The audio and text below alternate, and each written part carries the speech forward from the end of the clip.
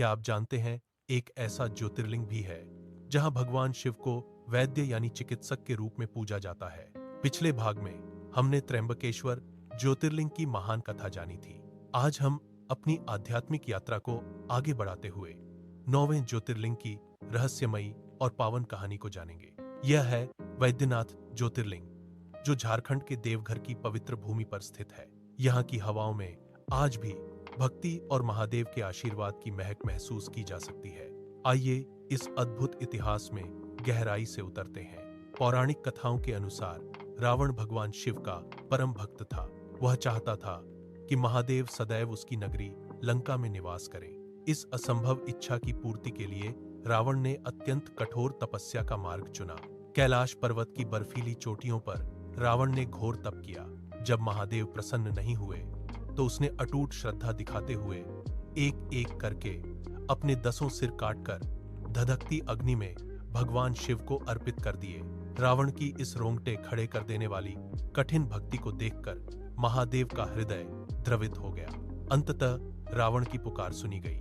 भगवान शिव साक्षात प्रकट हुए और रावण को उसके कटे हुए सिर पुनः प्रदान कर एक दिव्य शिवलिंग उपहार में दिया। महादेव ने रावण को एक अनिवार्य शर्त दी। उन्होंने कहा कि हे रावण, इस शिवलिंग को रास्ते में कहीं भी भूमि पर नहीं रखना है। यदि अनजाने में भी यह शिवलिंग भूमि पर स्पर्श हुआ तो वह सदा के लिए वहीं स्थापित हो जाएगा। रावण ने गर्व के साथ शिवलिंग उठाया और विजय भाव से लंका की ओर अपनी यात्रा शुरू कर दी।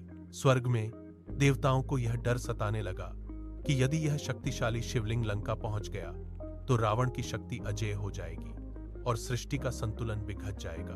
देवताओं ने तुरंत एक गुप्त योजना बनाई।